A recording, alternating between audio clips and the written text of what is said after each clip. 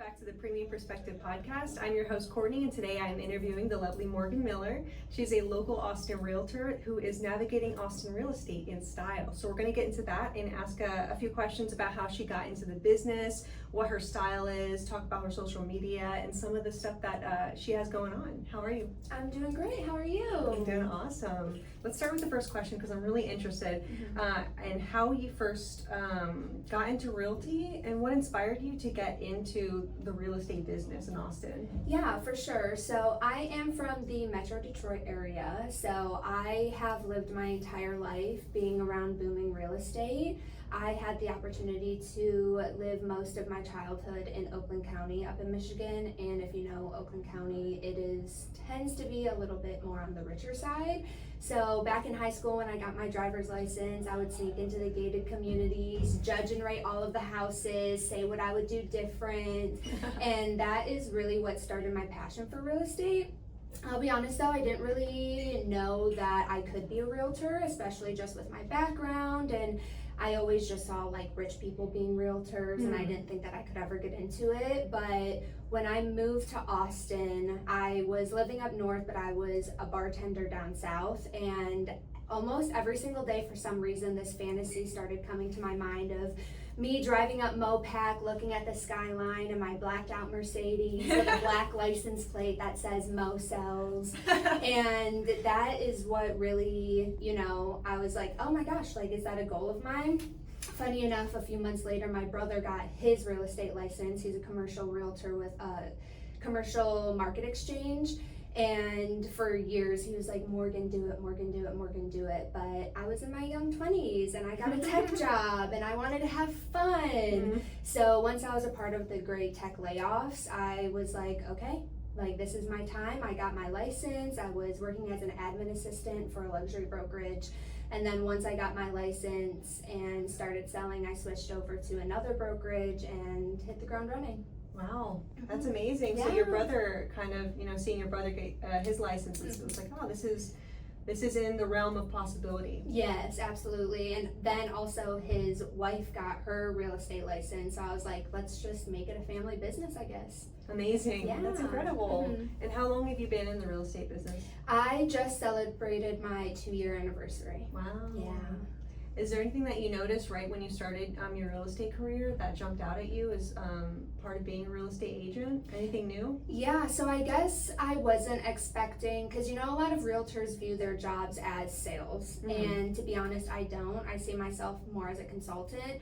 But what I learned right away is that it is sales in the sense of like you have to sell your services to people. I had this idea that clients were just going to be there, and that's not the case. You have to work really, really hard in order to not just find people, but also then convince them to work with you. Right. So that kind of took me a bit by surprise. And when I first started, everyone was like, oh, getting your license is the easy part. And I was like, no, like I hate school, I hate tests, like that's going to be the hard part. And then I started in real estate and I was like, oh, you're right. Yeah. Yeah. So it was a little harder than you thought? A little bit harder, yeah. Yeah. Yeah, it's interesting. It's not just the house that you're selling. Yeah. It's you. Truly, truly. And especially I've been in Austin for 8 years now. So I am a transplant and my network isn't full of people who are buying houses. So I really have to do extra work in order to find the right people. Yeah, is there a specific place you find people? Are there networking like events that you have to go to, or? Yeah, so I try to go to networking events where it's not realtor related, and social media, obviously. I'm at a brokerage that offers company leads, so I'm getting leads that way. And putting on community events as well through my brokerage is another great way to get people. Awesome. What kind of events do you put on? So coming up in October, I'm actually teaming up with Austin Swap-In, the biggest clothing swap in Austin organization, and we're doing a Halloween themed clothing swap. Oh, fun. So it'll be like alternative clothing, Halloween costumes, Halloween decor, and it's just going to be a Halloween party. That's amazing. Yeah. Wow, that sounds so fun. So that's coming up in October? October 10th. Fantastic. Well, one of your taglines, for your main tagline for you, is navigating Austin real estate in style. Yeah. Let's talk about your style. It's a little alternative, right? Yeah. So I just always grew up loving the color black and gray, and people are like, oh, but that's so sad and boring. But I truly see the color black as like all of the colors, and like there's so much to do, and like also like navigating your closet when it's all black is actually even harder to do when there's colors, because you have to play with textures, and this kind of washed out black doesn't go with this other black. And so a lot of people might hate on the all black outfits, but it's where I feel the most comfortable. I love to accessorize. Obviously today I'm the slayification of a young Victorian boy. Yes. And you know, it's just a lot of fun, and I really bring that to my business because being alternative obviously isn't the norm, and people gravitate towards that because they see that I'm literally dressing as myself. I'm coming genuine and intentional with integrity every single time I meet someone, just through my wardrobe. Right. Do you think, and have you gotten reactions from that, or any different ways of interacting with people with your style?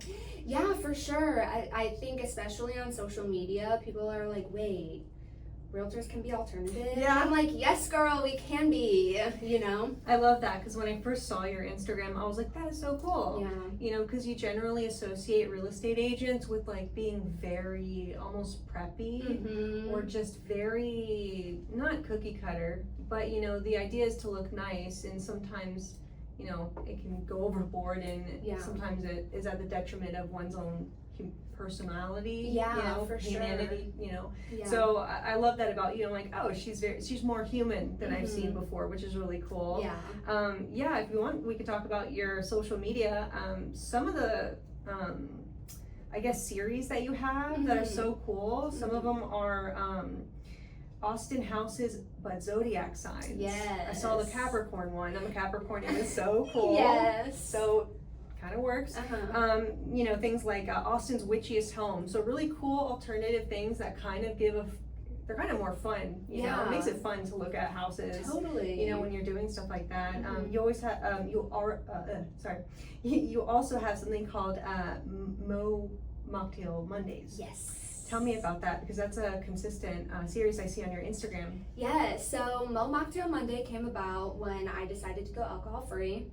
And I will say, so it's been over 2.5 years now, and even back then, it was really before the big mocktail and non-alcoholic cocktail push. There wasn't a lot of options. Like, I still go out with friends, I still go out to clubs. Like, I didn't stop being me and being in situations that make me feel alive, but then they would just give me flat Sprite, and I hate that. And so I started Mo Mocktail Monday, one, as a way to show people that just because you don't have alcohol doesn't mean that you can't be fun anymore, and that it is possible to live an alcohol-free life, but also to hold Austin bars and restaurants accountable for their mocktail and non-alc options, because some of them still aren't with the grain, even though that non-alcoholic beverages are seeing a massive soar right now. Some restaurants and bars like still won't do it. So that's kind of my way to kind of give back to the community, hold people accountable, and like I said, just show people that there is life after alcohol. Yeah, and it depicts you just drinking and having fun, but it's just cute little drinks. It looks really good. Who doesn't like a cutie little drink, you know?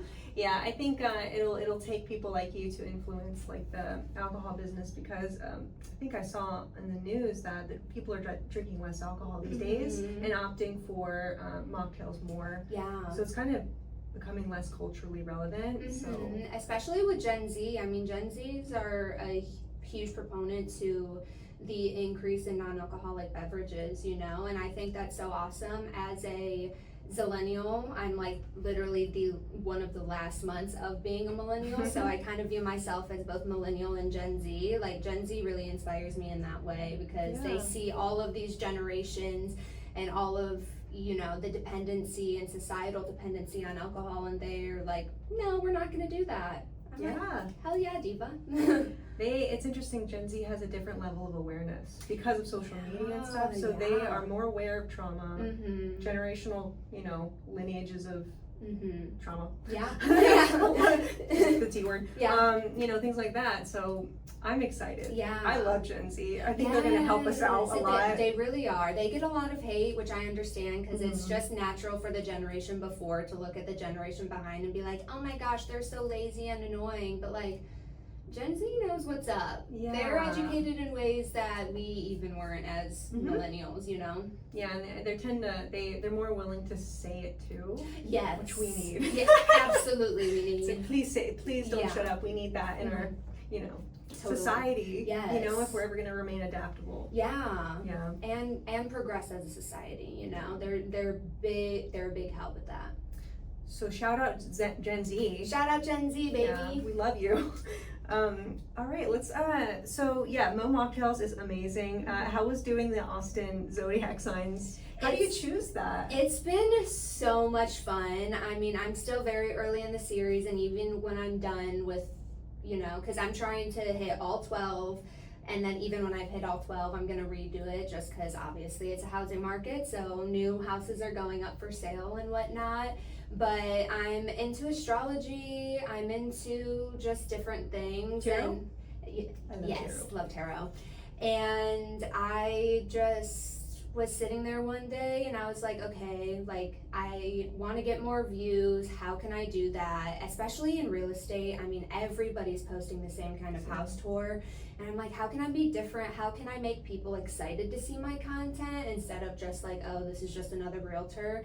And so the Austin Homes as zodiac signs has been a lot of fun for me because it also makes me, because I have a few signs that I love so much and I know so much Which about. ones? What sign are you? I'm a Taurus. Taurus. Let's Taurus. go. Yes. So Tauruses, obviously, I love the most. What are they known for? So people think that we are really stubborn and people hate that about us, but you aren't mad that we're stubborn. You're just mad that we have strong boundaries and you don't. That's okay. But we are the most loyal sign. We are, hard workers, but we also really believe in work-life balance, and a lot of people don't. But Tauruses I love. Virgos are my second. It's also my rising sign. So most of my friends, my best friends, are all Virgos, and I love them. Yes, they're logical. They can be judgmental, but they're typically always right. So it's like, you can't be mad at that. And they're just awesome. And then my very, very, very best friend, she's a Pisces, which is crazy for me because I don't have a single water sign in my entire chart. Really? So me and her have lived together for like 7 years, and so she like helps me. Pisces is water? Yes. Okay. Yes. Mine is like all earth. Yeah. Yeah. Makes sense. So it's given me the opportunity to like do more research on signs that I'm not really around and I don't really know. And I think honestly that's been the most fun part, is just like doing a deeper dive into other signs and then just really using my creative spirit and just thinking like, okay, how can this house fit with that sign? Yeah, that's funny. I was gonna ask, do you kind of match the zodiac signs to the house style, or like the personality who you think would love this house, or a mix of both? Kind of a mix of both. So it's like for the Capricorn, for instance, I walked in and I was like, this is a Capricorn immediately. So partial intuition too. Yeah, expensive crystal counters, a beautiful backyard with a gorgeous pool, like very expensive fixtures, big, spacious. So sometimes I do just walk into the house and I'm like, obviously this is that, Like, oh, this is Taurus. This is Yeah. I saw that house and I was like, oh, yes. I like that. Yes. Yeah, that's so funny. Mm-hmm. And have you found a lot of success with that? You have a lot of followers on your Instagram, which is awesome. For realty, I follow a lot of realtors, and yours is pretty popping. Yeah, it's growing. It is a slow growth, which is the hard thing, But you have to stay consistent. Stay consistent, be exciting. Instagram, it's a little bit harder to grow, whereas my TikTok, is a lot easier, honestly, because it's just more, especially with my fun videos, like everyone on TikTok is on TikTok to watch fun videos. So my TikTok is a little bit easier for me to grow, whereas Instagram is a little bit harder, but that also is because Instagram has better leads come through. Oh, okay. Yeah. Okay. That makes sense. Yeah. So there's more views and like engagement a little bit on TikTok, but more meaningful, not meaningful, but leads on Instagram. Exactly. That makes sense. I still associate Instagram with like, the messaging, you can message on there and stuff like that. Instagram is just like scroll. Yeah. Is there a big real estate community on TikTok? Yes. Really? Yes. Okay. Yes. In Austin too? Yes, a little less so, just because the older realtors aren't on TikTok and they're mostly on Instagram, but especially like younger millennials and Gen Z, they're really powerhouses in the real estate market on TikTok. That's amazing. Wow, this is so cool. So I wanted to ask you also about do you have a brainstorming process, or do these ideas just come to you, or do you have like a way you creatively come up with these cool ideas? Honestly, I am just trying to make my Instagram what I would want to see and like who I would follow. And obviously being a little bit more alternative, caring about like astrology signs and stuff like that. And especially in Austin, we've got so much new construction and so many flippers and so many white box houses that are all white and millennial gray, and so I really try hard to find houses that are cool and characteristic, even if they don't match my vibe. Like, I love showing off color, I love showing off character and vintage, but obviously I want to see where all of the witchy houses are in Austin. Yeah, I would want to know that. Exactly. So that's it kind of more so comes to me. There are times when I feel like my brain's like kind of in a creative flow where I'll just like sit down and almost meditate and be like, okay, like what should I do? How should I do this? Especially when it comes to creating series, because Instagram is really pushing series right now. Oh, really? Yeah, because they're about to have a new update where you can actually categorize your videos into series. Oh, fun. Yeah, so that's perfect for you. Exactly. So I'm just trying to think of different series that I can have. I'm going to be starting a new one during spooky season, where it's also like witchy places in Austin, not necessarily just houses, but the cool witch shops that I go to, crystal shops. Okay, we're gonna have to talk after this episode. Yes. I was gonna suggest a tarot shop for you. We'll wait. Yes. That's amazing. Yeah. I noticed on your Instagram, like you were focusing on houses with such character.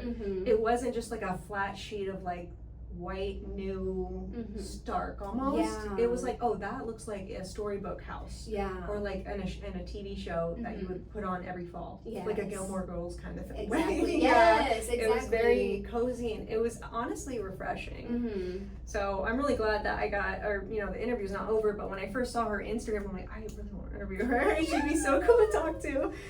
Just because you're doing it differently. Yeah. So let me ask you a few more questions. Let's see.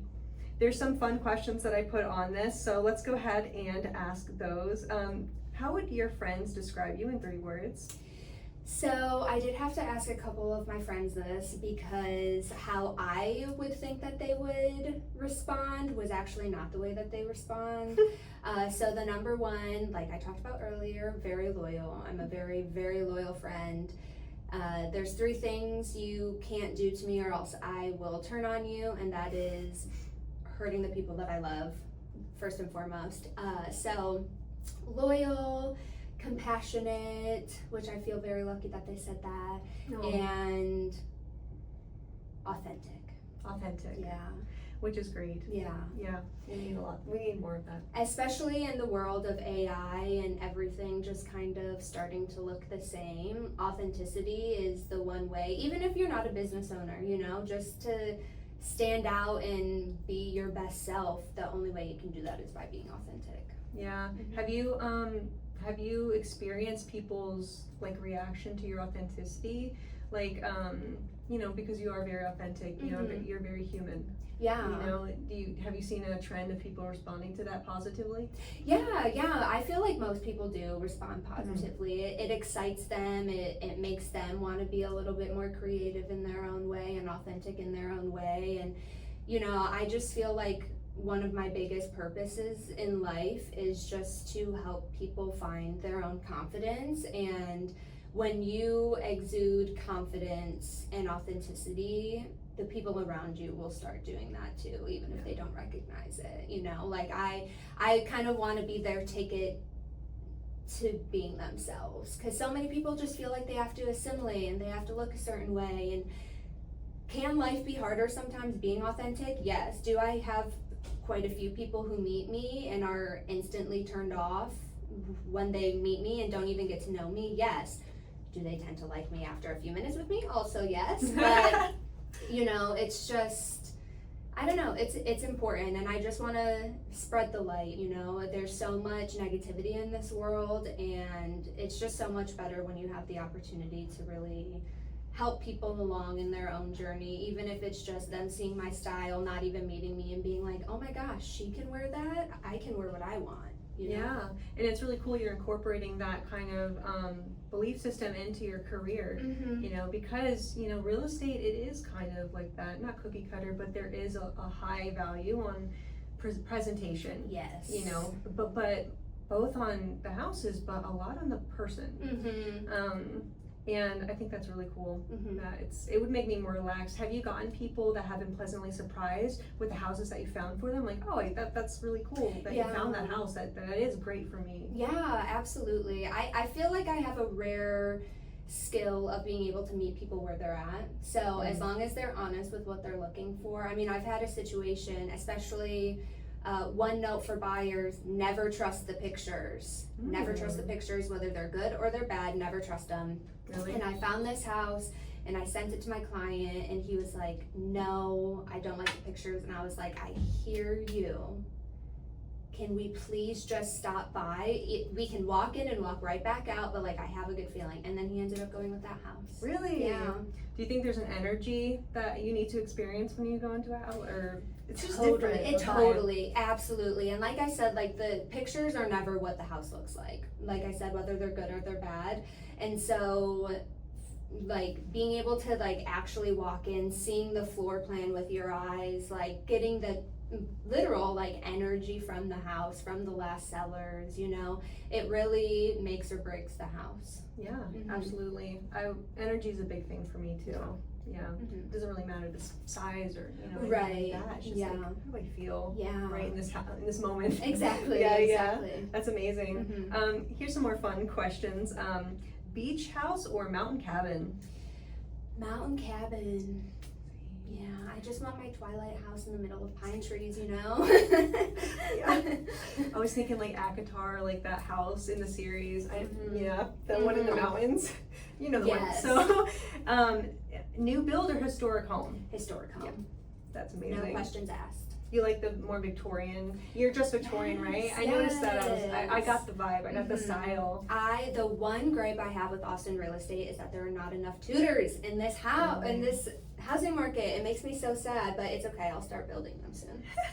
I was gonna ask, like, are you able to find, like, is there like a never-ending stream of unique houses, or are you having hard time finding? Is it like, I imagine it would be like digging through like a thrift aisle. No, you gotta dig for it really is. It's honestly, especially because of where the buyer's market is, it's a crazy buyer's market. So there are so many fix and flippers going on right now, and most of them just do the typical white grayscale houses, and that's what most of the Austin market is right now.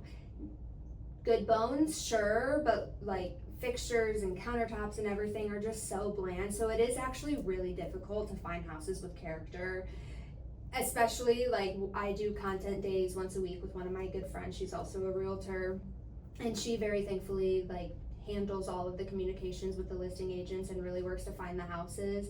But we really have to like work together and be like, oh, this one realtor posted this cool house, maybe we should go there, and things like that, because it's so hard to find character nowadays. I agree. Tell us what millennial gray is. Tell me what you mean by it. Yeah, because I notice it, but I can't put it into words. It seems like you can. It's like a light gray. Yeah. Yeah, it's I know what you mean. I'm a millennial. Yeah, and it's like, it was cool like the first year it was out. Yeah. But because also a lot of apartments, that's like what is known as like modern luxury right Yes. now, is that white and grayscale. When I first moved here, one of Mhm. my apartments it was just gray and white. Yeah. The Yeah. floors, the countertops, Mhm.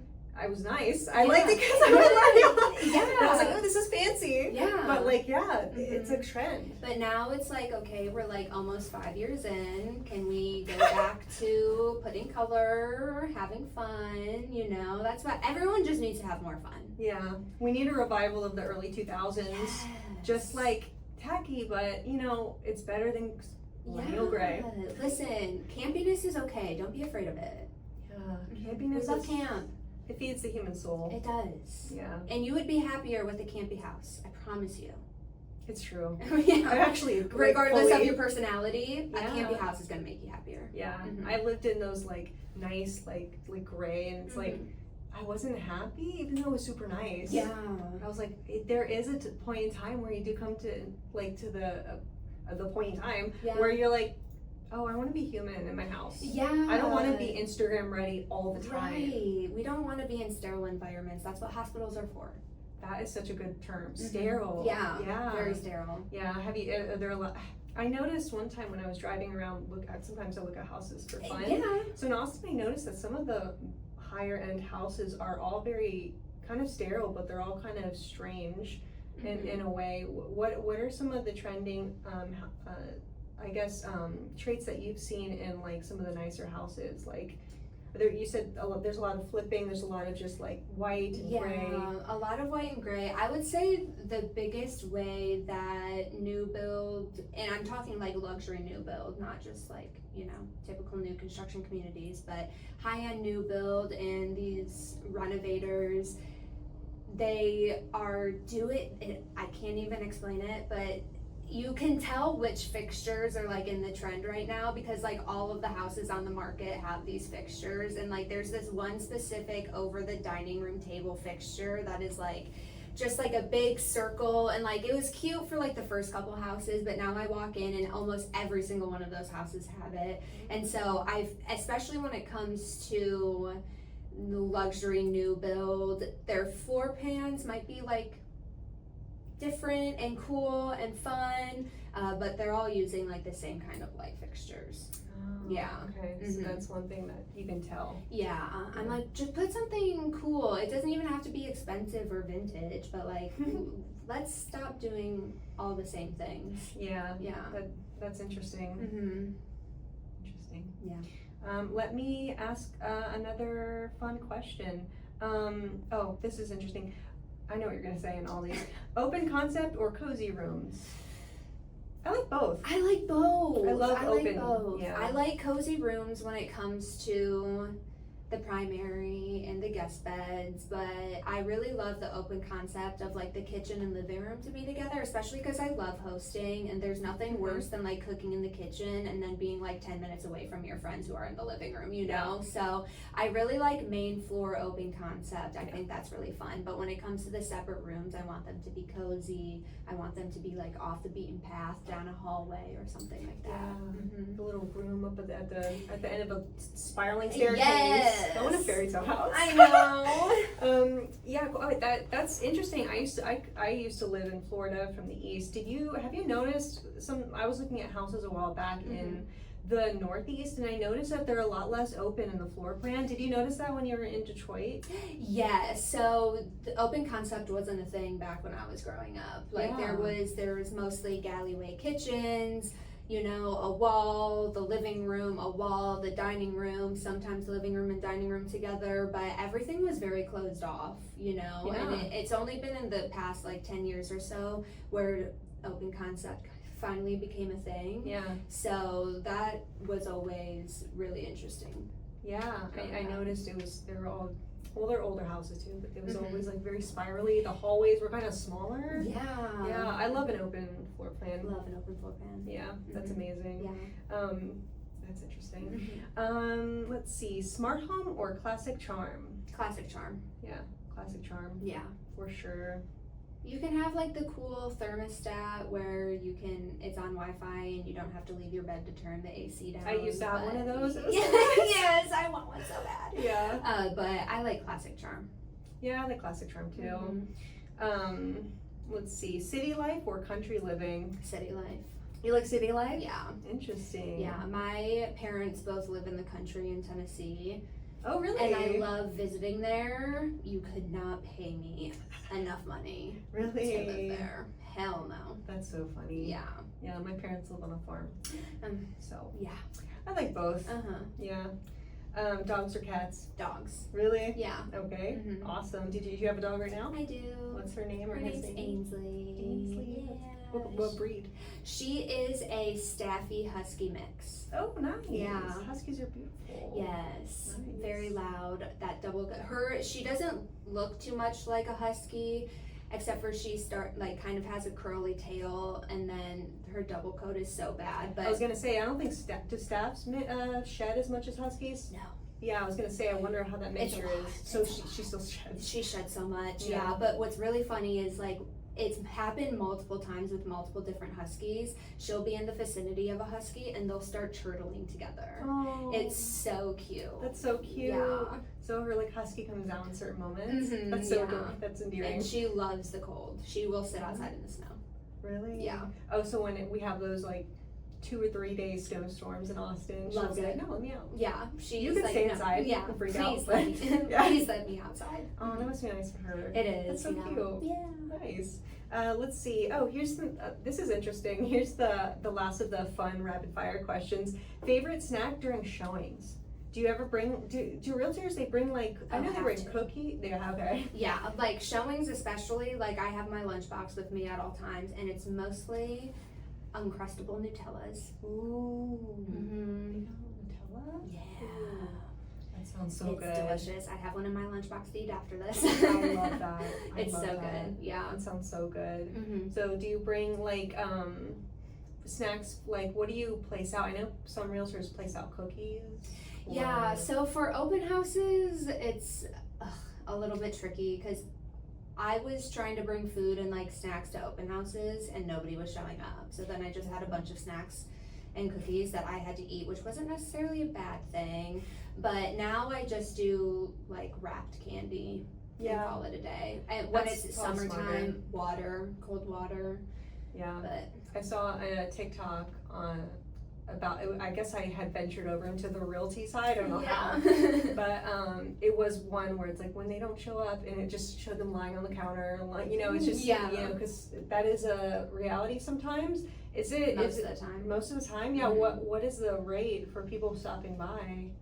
Oh my and how do you gosh. market that? Because I do see signs around neighborhoods, Yeah. but I don't how else, I guess online. So you market it through the MLS, and when you put it through MLS, it will go to Realtor.com and Zillow. So that's kind of what markets the open house for you. And yeah, word of mouth. Some people door knock their neighbors and things like that. Open houses can be good. I know people who've made a really good career out of doing open houses. I just can't stand them. Yeah. At least in this market, when there's not a lot of buyers out, last year, almost 7 in a row, I didn't have a single person come in, not one, which is fine because I was okay, I can make content, I can do admin, but it's hard on a Saturday or Sunday, I'm nobody came in, I could have just been laying in bed instead, but hopefully when the market starts to turn a little bit more, open houses have been a little bit better this year, but it just all depends on your stamina, to be honest. Really? Yeah. Wow. Mm-hmm. At first, were you oh, is it maintenance? But it's you kind of probably quickly realize that no, this is what it's like. Yeah, and it also is really hard because when you don't have a listing and you're doing open houses for other people, I do a lot of homework so I can answer most of the questions, but then they ask random questions what Wi-Fi is wired? Is it E6 or E7? And I'm just what are the words that you just said to me? Yeah. And then I ask the listing agent, and then I give it to them, and then they're you didn't know enough, I'm not going to use you, So it's Yeah, Mm-hmm. there's a certain Right, yeah, I guess there's a wild card factor, Mm-hmm. which I guess can be stressful. Yeah. Yeah. I don't know if I could do open houses. It does sound like a lot of extra time to get on to do housekeeping. Yeah, for sure. And especially I have chronic migraines, and so Oh. I like this job. Well, being a realtor, you quit your job to work whenever you want, and then you end up working 24/7, 7 days a week, which is fine, but it's just like extra hard, like when I have to take my good migraine medicine to do a 2-hour open house that nobody shows up for. I'm like, I could have been laying in bed with an ice pack on my head instead, you know? Yeah, there's different resources. That it's at that expense. Yeah. Is there a way you can like reach out to people and get confirmations, or is that a thing? Yeah, so you'll have people sign in. Some people will refuse to sign in. The last open house I did, I literally had someone tell me not to talk to them, and I was like, okay. Oh, so they can kind of think about it themselves. Yeah. Oh yeah. Do you get a lot of different personalities, and is there a different tactic? Not tactic, but different way you handle them when they come in? Because I imagine I would want to talk to you as well, but I'd also want a moment alone to like think inside my head really quick. Yeah, so I'm very much, even when I'm taking clients on house tours, I'm very much hands off. Like they walk through the door, I'm like, hey, I'm Morgan, walk at your own pace. I'm here if you have any questions. You know, I'll try to, once they're done, I'll try to have a conversation, not about real estate with them, and you know, just try to get a little bit rapport. But I'm not one of those people that like follow people around the house, because that's like way too much. And with open houses, oftentimes it's nosy neighbors, so people who live down the street that want to see the inside of this house, who are never going to buy a house in the next 20 years. Then you've got the people who have a realtor who are either with their realtor or not with their realtor, and then it's hard to distinguish between those people and people who don't have a realtor and looking to buy a house. Because also, I understand realtors are a lot. I get it. We hound people. I get it. So people are automatically have a defense when they walk into an open house, because they don't want somebody to be like down their throat, selling. I can think about me walking into a house, and I would hope that they are not like right here. Yeah, Because exactly. you want to talk to your husband or your person, you know, your partner, about like what you do and don't like. And I feel like I would be, to say something I don't like would be like, oh, I don't want to offend, but it's like, it's not like that, but you know, I get it. Yeah, for sure. So it's, So you kind of just give them their space first. Yeah, because I'm up against that defensive wall, and then I'm up against trying to make have a good rapport with them, and like not being too much, but like also still trying to sell myself. It's like a very difficult balance that some people have a really great skill at.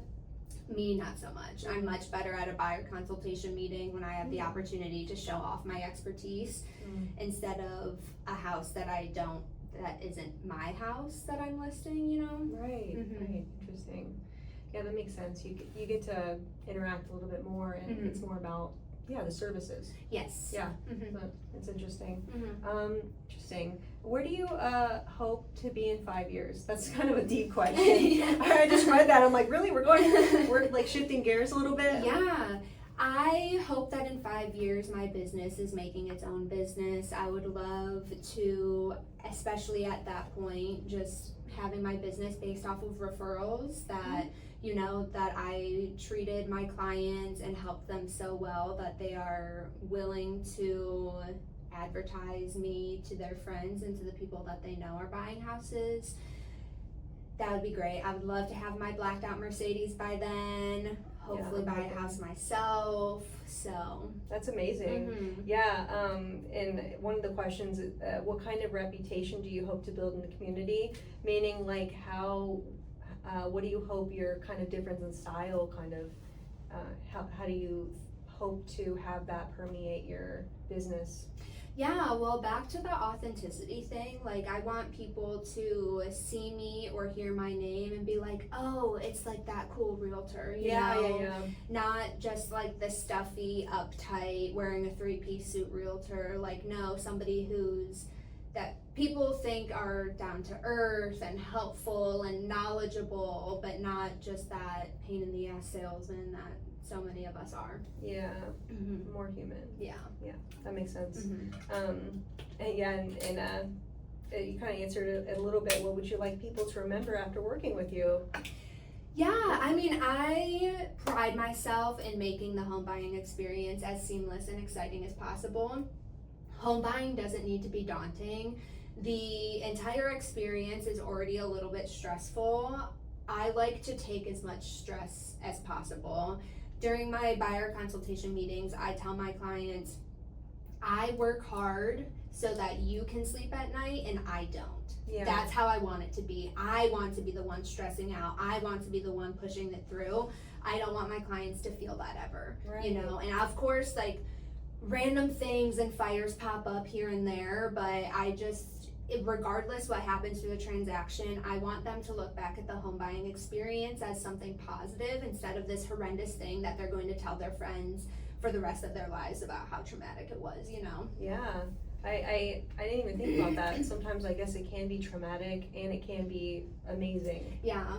Yeah, it's probably not as like middle ground as people think. No, there are a million things that can pop up during a contract to make it not go through or to make it difficult to go through on the buying side and on the selling side and on the financing side. You know, like I there's work in so many insurance, you know, things. Heaton Bennett, Mhm. and I've gotten a taste of that. Yeah, so a lot of people don't realize what realtors really do because they're like, oh, you open doors and you collect money, and I'm like, no, I'm calling multiple people a day just for one contract, multiple people a day. I'm constantly fighting people. I'm constantly having to threaten that we're going to change business to elsewhere because they're not doing their job. Like, there's so much work that goes on behind the scenes that people really don't see, and that's just for the contract. Yeah. That's not including everything else that comes before getting to a contract. So, Yeah.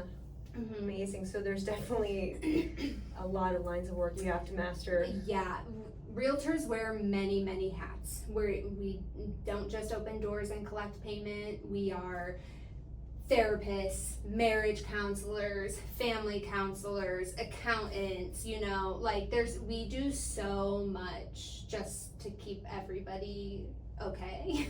But it's rewarding. It is so rewarding, especially like when I get a review from one of my clients and like I actually get to see how they felt about me and my work. Like, it just makes all of the hardships so much better, and like seeing their smiling face after they signed all the documents, and even in the beginning, like, my favorite part of the entire process is when we walk into the house and like I know, because their eyes like brighten up and you can see like their wheels turning, them thinking about the future in the house. Like, they just like walk around and they're like, mm-hmm. It's like they don't even have to say anything to me, but I clock it immediately and I'm like, this is the one.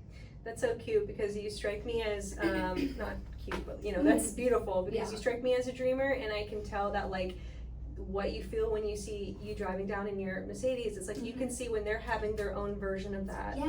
And I think that is so beautiful. Yeah. I would want that for my realtor. Yeah. You know, because that's what they need and want, you know? Exactly. Yeah. And it's so important for us as realtors to be excited for our clients, not for ourselves. You know, Yeah. like I really put my clients first. I really take my fiduciary duties really seriously. You know, like, even if their budget is $500,000 and they decide to buy a $250,000 house, as long as I see my client smile, I don't care. Yeah. You know, that's what matters first and foremost to me. I honestly think that will win the long game. Yeah. Yeah. Totally. Well, best of luck to you in your Thank future you. career. I'm so excited to see where you go. Yeah. All right, I'm going to shout out Morgan's socials really quick. On Instagram, you can find her at morgan.miller.atx, which is really fun. Check it out. She also has a TikTok that's also morgan.sells.atx. And she also has a website. Now, you can access this all on her link tree in her bio on Instagram, but her website is morganmiller.openhouseaustin.co if you want to go straight to the website. Definitely check her out. She is so fun. And thank you so much for being here, Morgan. Thanks for having me. This was so much fun. All right, thanks guys. See ya.